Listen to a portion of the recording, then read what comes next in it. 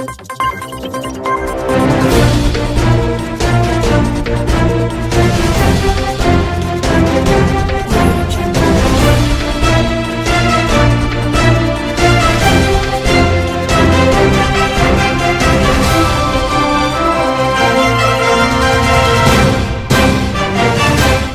sibiri ye selibakalo tile 27 hijira 1444 k'aw fo k'aw waleɲuman dɔn anw sugantili la an b'aw bisimila ɲɛta ka kunnafoni bulon kɔnɔna na bamanankan na aw ka bi kunnafoni bakurubaw filɛ nin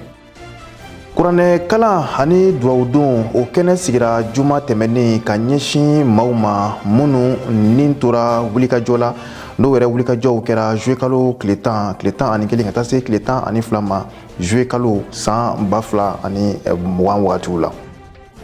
Korema jɛkulu ale y'a laɲini k'a fɔ ko ka Musafa Ben Barka nɔrɔ bila Banque Ouest Africaine de Développement na. An ka jamana kɔfɛ kunnafoniw na kɛrɛnkɛrɛnnenya la Senegal jamana kan min ye Ousmane Sonko ye ale ka parti maaw kɔni ye a suganti ka kɛ cɛbɔ ye min kɔni ye kalafili nataw ye.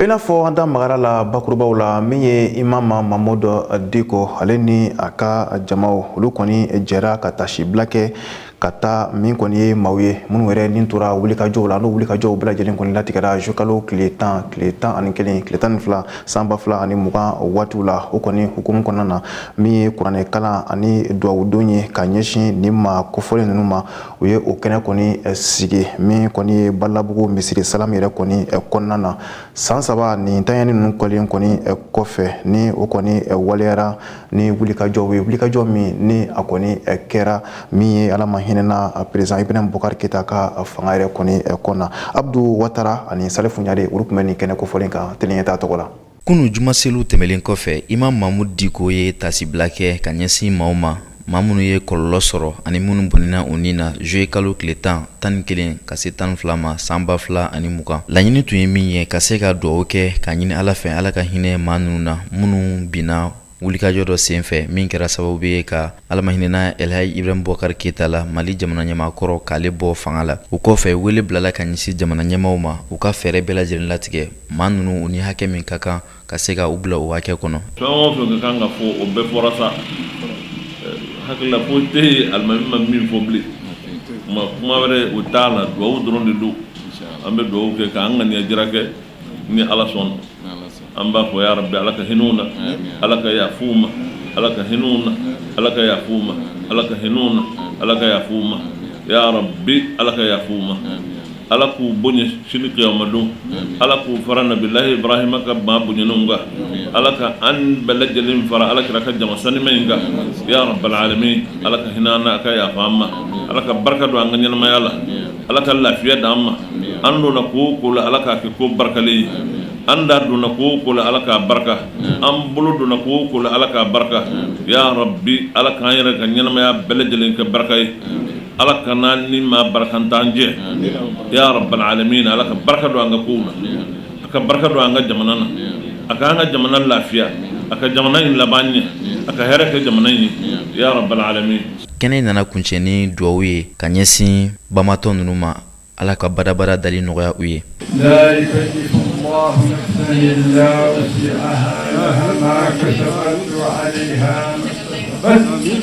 ربنا لا تؤاخذنا إن نسينا واخطأنا ربنا ولا تحمل علينا إصرا كما حملته على الذين من قبلنا ربنا ولا تحملنا ما لا طاقة لنا به واعف عنا واغفر لنا وارحمنا أنت مولانا فانصرنا على القوم الكافرين. الله يرحمهم الله يرحمهم اللهم اغفر لهم وارحمهم هنا الله لهم الله يجعلهم جنة الفردوس جنة النعيم. إن الله وملائكته يصلون على النبي يا أيها الذين آمنوا صلوا عليه وسلموا تسليما. سبحان ربك رب العزة عما يصفون والصلاة والسلام على المرسلين الحمد لله رب العالمين. an da magara fana la bakurubaw la jɛkulu min bɛ an ka jamana kɔnɔ yan ni a yɛrɛ dɔnnen don korema la olu kɔni ye a laɲini k'a fɔ ko min kɔni ye bɛn barika ye ni ale yɛrɛ bɛ bewa la ko ka a nɔrɔ bila o kɔni kɛra ko min kɔni ye mali yɛrɛ kɔni ye ko ɲangili bere kɔni wulila ka bɔ mali kun UEMOA yɛrɛ kɔni bunako sanfɛ a yirala k'a fɔ sa nin kɛnɛ kɔni a kɛra kunnafonidilaw kɔni ɲɛkɔrɔ min kɔni ye korema yɛrɛ jabara la 15 bugu juma tɛmɛnen juillet kalo tile 14 san 2023 an ka jɛ ka honorable Abubakar Sidiki fɔnba lamɛn ni ale yɛrɛ ye korema kuma lasela ye. Korema ko a bɛ maaw hakili lajigin ko nin waleya jugu min n'o kun taara ninnu fɛ a kɛra sababuya ye ka Mali bɔnɛ wari caman na a ye gɛlɛya caman don Mali kɔnɔ. Korema ko n'i ye jateminɛ kɛ u ka banque min bɛ yen n'a bɛ fɔ o ma ko BOAD o banque ni o président Dankan n'ale tun maa wɛrɛ ye maa min bɛ Faransi ka baara la mais o ti dɔwɛrɛ ye o ye Ben Barka de min tun bɛ IBK Nagakɔrɔ yan ni u taara bila nin place in na n'an tun y'a nɔ minɛ ale bilalen nin baara la ale yɛrɛ kɛra ngwara dabaga ye Mali yɛrɛ contre la Mali ka sɔrɔ nɔfɛ o kɔnɔna na a y'i ban Mali ka hakɛ dɔw Mali tun bɛ fɛ ka juru dɔw yɛrɛ ta nɔgɔya dan na a y'i ban olu ma ka kɛ sababu ye ka kɛ gɛlɛya ye ka Mali yɛrɛ sɛgɛrɛ o kɔnɔna na fɛnɛ n'i ye jateminɛ kɛ kuranko gɛlɛya nalen bɛɛ b'a dɔn jamana bɛɛ b'i bolo bɔ ka taa bi de nɔfɛ pour que k'a don i ka jamana yiriwali la o kɔnɔna na Mali ye wari dɔw ɲɛ min bɛ taa miliyari 45 bɔɲɔngo la tiɲɛ don u sɔnna mais halisa a wari bɛɛ lajɛlen a ma k'a kɛcogo la Korema ko ale bɛ mun laɲini ni cɛ min sigilen bɛ nin place na n'a man kan n'a bɛ Faransi ka baara de la ko k'a lawuli ka bɔ a place la wa fɛnɛ aw bɛɛ k'a dɔn ko lawulili ka bɔ a place la Mali tun y'a laɲinini fɛnɛ kɛ mais u nana mun fɔ Mali ma ko ayi ko a tɛ se ka wuli fɔlɔ ko Mali ka hakɛ tɛ ka d'a ma parce que sanction bɛ Mali kan o dun fɛnɛ y'a sɔrɔ Mali ye nɔminɛli bolo da nin cɛ kelen kama nin cɛ kelen de fɛnɛ kɛra ka nationalité wɛrɛ bɔ k'ale yɛrɛ tɛ Mali nationalité ye o de kama mandat d'arrêt ma se ka d'a kan o jamana fɛnɛ ko awɔ k'olu ka maa don a y'a dimi dɔwɛrɛ ye wa o kɔfɛ Korema ko n'a ma ɲa ko sanction wulila ka bɔ Mali kan baara fɔlɔfɔlɔ min kan ka kɛ o ye de ka nin cɛ in bɔ a place la ni cɛ min bɛ Faransi ka baara la k'a wuli ka bɔ yen sabula jɔyɔrɔ in ye Mali ka jɔyɔrɔ de ye wa Mali de ta ye a ka jɔyɔrɔ ye jamanaden wɛrɛ ka bila place la min ye maliden ɲuman ye min bɛ taa Mali ka baara kɛ sabula jɔyɔrɔ in ye Mali ta de ye Mali ka hakɛ de don o kɔnɔna na Korema ko ka sanga ka bɛn ni UEMOA yɛrɛ ka sariya bon min bɛ yen n'o ye jo di Mali ma k'u binna Mali kan Korema ko n'a ma ɲa a fɔra k'a fɔ ko jo dira Mali ma sanction wulili kɔfɛ ko an b'a ɲini u ye dekun o dekun se Mali ma a ka wariko la tɔɲɔ la ka tɔɲɔ wari bɛɛ sara Mali ye jagoya o k'a sara o la Korema ko k'a bɛ foli ba se gouvernement ma ka dɛmɛ s'a ma ka da mun kan n'i tun ye jateminɛ kɛ fanga tɛmɛnenw na n'an y'an ka kɔɔriw feere n'an y'an ka sanuw labɔ an bɛ fɛn fɛn labɔ n'a sanna a wari tun bɛ taa Faransi ka wagandɛ de kɔnɔ fɔlɔ gouvernement in nalen Asimi de ko ale ka jamanadenw ka kɔɔri sɛnɛlen ale ka jamanadenw ka sanu bɔlen o feerelen ka tila ka t'o bila Faransi ka trésor kɔnɔ k'o ti kɛ bilen u b'o baara min na an b'a ɲini u fɛ u ka continuer o fɛ sabula o de ye Mali ka yɛrɛya yɛrɛ taabolo ye ko n'o de fɛɛrɛ o fɛɛrɛ n'an bɛ se k'o tigɛ walasa Mali ka sɔrɔ bɛ se ka yiriwa cogo min na an ka don o fɛɛrɛw kɔnɔ o fɛɛrɛw ti dɔwɛrɛ ye nin bɛɛ la an k'an ka wari de ɲini an yɛrɛ ye nin bɛɛ la an k'an ka sɔrɔ kɛrɛnkɛrɛn an yɛrɛ ye nin bɛɛ la an ka fɛɛrɛ dɔw ta mun bɛ se k'a to hali an bɛ monnaie digitale dilan u bɛ n'an ma yɛrɛya sɔrɔ kɔnɔ kuma in bamanankan de ye o ye korema jɛkulu ko k'a bi foli lase Mali ka gouvernement de la transition a ye wulikajɔ min kɛ mais ka fara maliyɛnw fana ye jilaja mun kɛ n'an ye kalo 7 kɛ ka an muɲu ka nin gɛlɛya bɛɛ ko foli kɛrɛnkɛrɛnnen n'a dabɔ kun tɛ dɔwɛrɛ ye ka fiɲɛ tigɛ maliyɛnw na k'an namuruti walasa ka jamana yɛrɛ se kungo ma ko foli o bɛ lase gouvernement de la transition ma mais o foli fana bɛ se maliyɛn bɛɛ lajɛlen ma ka daminɛ Mali kɔnɔ fo Mali kɔ kan.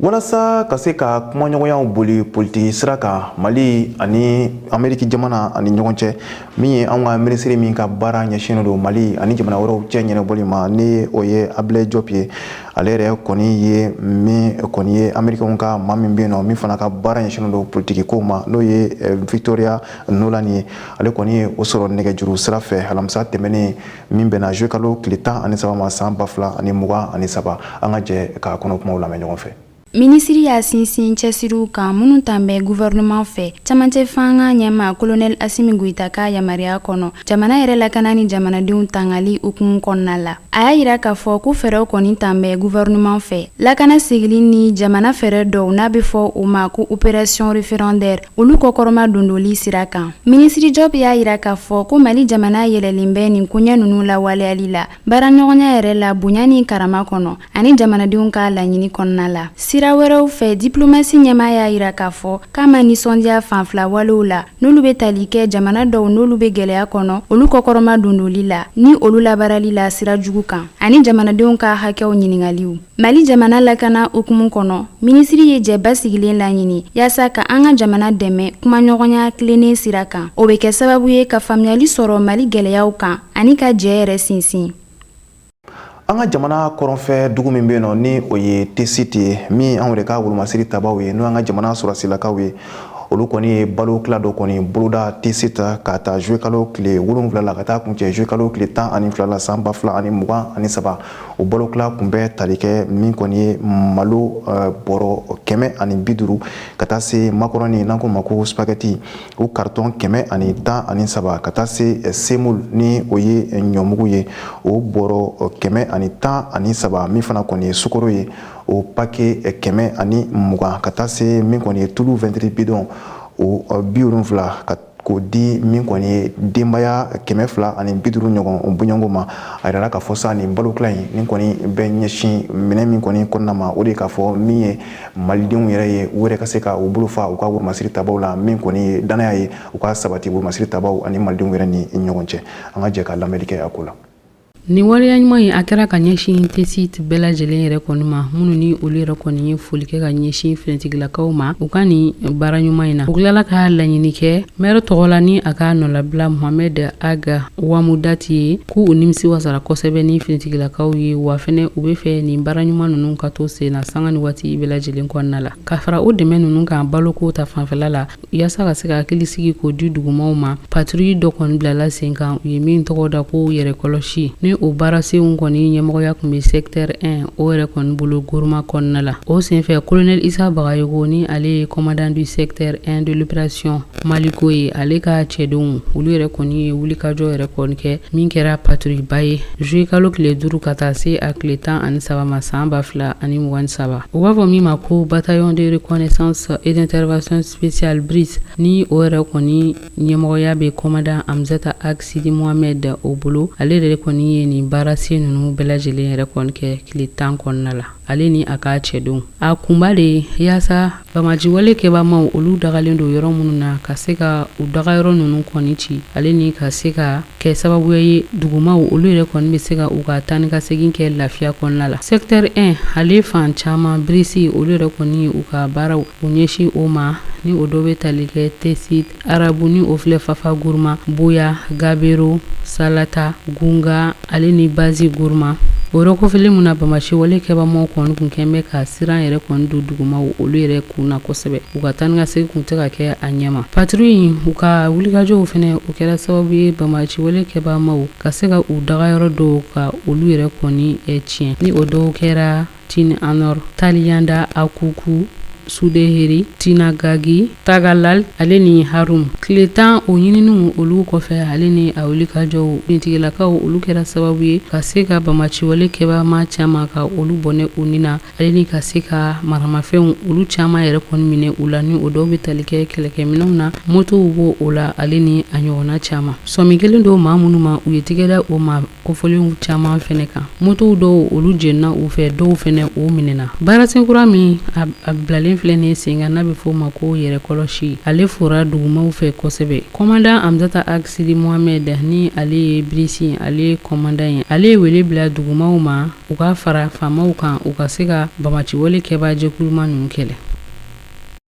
Ministri kura min sigira ka ɲɛsin sɛnɛko koɲɛw ɲɛnɛbɔli ma anw ka jamana kɔnɔ n'o ye Lasina Dambele ye tɛnɛndon juillet kalo tile 10 san 2023 ale ye maa dɔw kɔni bisimila a yɛrɛ ka baarayɔrɔ la o maa ninnu bolokɔni kɔni sina olu de la k'a fɔ ko min ye angɛrɛ ko ani sɛnɛ majɔgɔrɔnkow ye olu de ka a donni ka ɲɛsin malidenw kɔni ma min kɔni ye campagne agricole 2023-2024 yɛrɛ kɔni kɔnɔna ye a yirala k'a fɔ sa ɲɔgɔn ye kɔni kun tun ye walasa ka se ka kunnafoniw sɔrɔ ani ka fɛɛrɛ kuraw sigi sen kan min kɔni ye angɛrɛ ye a yɛrɛ bɛ se ka di malidenw ma cogo ɲuman bɛɛ lajɛlen na cogo min kɔni na an ka jɛ ka lamɛnni kɛ a ko la. ɲɔgɔnye in kɔnɔna la ministri Dambele ni maa dɔ kun bɛ kɛnɛ in kan n'olu bɛ wele ko fournisseur d'entrain a yirala k'a fɔ ko engrais organique 5 n'a kunkanfɛn ani engrais minéraux fu yɛrɛ ni 25 bɛ fara o kan o n'a kunkanfɛn de lasera nkɔɔri baaramaw ma office du Niger zone 5 minnu bɛ yen olu kɔni bɛ ka makɔnɔni kɛ halisa ni ka dɔn k'a fɔ ko nin yɔrɔ kofɔlen maa dɔ kɔni tilan bɛ danniw la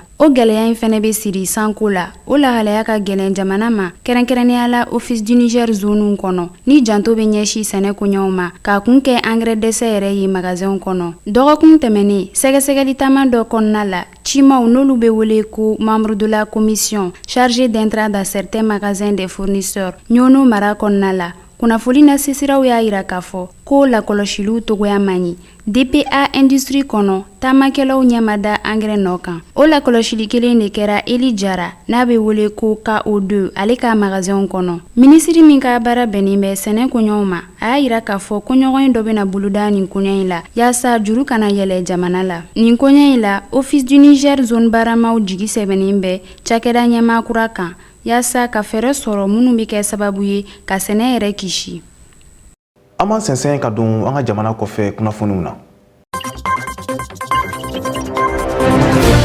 Senegal fanga sinamatɔn ɲɛma Ousmane Sonko a yirala k'a fɔ ale kɛra cɛbɔ ye u ka jamanakuntigi kalata nata ninnu na min kan ka kɛ san 2024 nata ni kunnafoniya ninnu dira jumadon a yɛrɛ ka parti maaw fɛ hali n'a sɔrɔla u kun kan ka lajɛ dɔ kɛ sibiri yaasa ka se ka o kunnafoniya in k'o di bɛɛ lajɛlen ma nka fɛn min ye jamana ɲɛmaw ye olu ma sɔn o ma ni kunnafoniya ninnu dira alamusadon a kɛra réunion dɔ yɛrɛ kɔni senfɛ min kɔnɔna la parti PASTEF olu yɛrɛ kɔni ye a yira k'a fɔ ko Ousmane Sonko a kɛra u ka cɛbɔ ye jamanakuntigi kalafili nata ninnu kɔnɔna a kɛra département 46 ninnu olu bɛɛ lajɛlen ɲɛna Senegal jamana kɔnɔ ani diaspora hakilajigila Ousmane Sonko ale yɛrɛ kɔni kun nɔminɛna juin kalo tile fɔlɔ ni san 2 kaso ye ka sabu kɛ waleya dɔw ye minnu kun b'a to u y'a yira k'a fɔ ko a kun tɛ se ka i kanbɔ jamanakuntigiya nɔfɛ avocat ni jury dɔw olu ka fɔw la. Mɔgɔ 500 bɔɲɔgɔn olu de ye défilé kɛ Jumado Bangi ni o ye Centrafrique ale capitale ye yaasa k'u ka dusumakasa yira ka kɛ ni u ka jamana a référendum ye ni o ye ka a sariya sunba ka o yɛrɛ kɔni falen min baaraw kan ka kɛ ni juillet kalo a laban ninnu na min kɔnɔna la a bɛ se ka kɛ u ka jamana ɲɛma Faustin Archange Touadéra ale bɛ se ka mandat sabanan sɔrɔ tagamakɛla ninnu cɛla sɛbɛnnifɛn minnu kun bɛ u bolo i b'a ye k'a fɔ olu sanfɛ minnu kun sɛbɛnnen don o dɔ de kun ye ko u tɛ référendum ko in na wa u tɛ 3e mandat la u tɛ fanga fɛ fanga min bɛ to u kunna fo ka taa se a saya ma wa k'u tɛ coup d'état ko fɛnɛ na maa minnu kun bɛ nin tagama in na u yɛrɛ kɔni u ka tagama bɛɛ lajɛlen kɛ basigi kɔnɔna la u kun bɛ ka u ka jamana ale jɔnjɔn dɔnkiliw da jamana yɛrɛ a drapeau kun b'u bolo yala la fanga sinamatɔn a ma ɲɛmaw olu yɛrɛ fɛnɛ kun bɛ nin tagamakɛla ninnu olu cɛla minnu ni u kun kɛn bɛ ka peinture kɛ u ka finiw na k'a yira k'a fɔ olu fɛnɛ sɔnnen tɛ a ma nka o maa ninnu i kun b'a ye k'a fɔ ko fɛn min ye jɛnsɛnɛgɛnani tɔn b'a ka lakanali jɛkulu MINUSCA olu kun kɛn bɛ ka u lakori ale ni fɔ ka taa se Centrafrique ale finitigilakaw ma yaasa ka se ka u lakana u ka jamana minisiri ɲɛmaa kɔrɔ ale ni fanga sinamatɔn député Martin Zigele ale ka kumaw la a y'a yira k'a fɔ u ka jamana ɲɛmaa Touedera ale bɛ fɛ ka kɛ masakɛ de ye u ka jamana kɔnɔna la yaasa a kana na se ka ɲɛfɔli kɛ maa si ye o de kama olu yɛrɛ kɔni sɔnni ta ma wa olu tɛna sɔn ni référendum in kɔni ka kɛ u ka jamana kɔnɔ.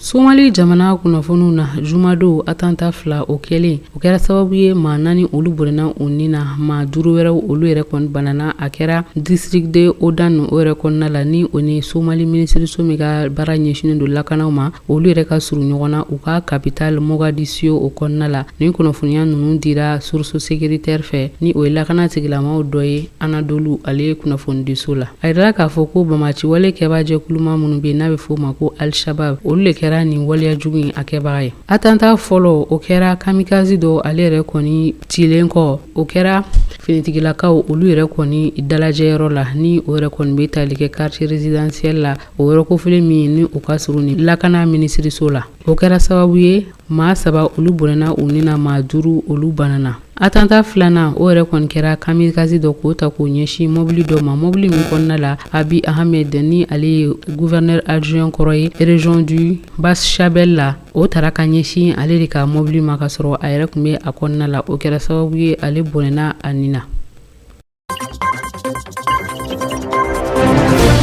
Sudan jamana kunnafoniw na États-Unis jamana olu ye u ka dusumakasa yira ka kɛ ni o ye jumadon ka sabu kɛ waliya jugu minnu ni a yɛrɛ kɔni bɛ ka taga ɲɛsin civillakaw yɛrɛ kɔni ma paramilitaires olu yɛrɛ kɔni fɛ ale ni FSR ale fɛ u ka jamana a faba yɛrɛ kɔnɔna la Darfour occidental États-Unis ambassade min bɛ Khartoum o kɔnɔna la olu ka communiqué dɔ senfɛ u y'a ye k'a fɔ ko dingɛ dɔ ni maa caman olu kɔni sutara bila dingɛ minnu kɔnɔ kɛrɛnkɛrɛnnenya na yɔrɔ la n'a bɛ fɔ min ma ko Mystère ale ni El Genenia o yɛrɛ kɔnɔna la ko o bɛɛ lajɛlen yɛrɛ kɔni b'a yira k'a fɔ ko ni waleya cɛjugu minnu ni a bɛ ka kɛ Sudan jamana kɔnɔ ko olu yɛrɛ kɔni jɛnnen tɛ ni o ye communiqué tilala ka foli kɛ ka ɲɛsin Cour pénale internationale CPI olu ka déclaration ma min kɔnɔna la u ye a yira k'a fɔ ko ni waleya jugu minnu ni kɛlɛba minnu n'a bɛ ka kɛ Sudan jamana o kɔnɔna la n'a bɛ ka sababu ye maa caman bɛ ka bɔnɛ u ni na k'u bɛna ɲininiw bila sen kan yaasa ka se ka tɛgɛda maaw kan maa minnu bɛ yen ni u nɔ bɛna ye nin ko ninnu kɔnɔna la ambassade ka communiqué la hali sisan u y'a yira k'a fɔ ko kɛlɛ ninnu a sera ban ye ten wa ko maa minnu nɔ mana ye a la tɛgɛ ka da olu kan.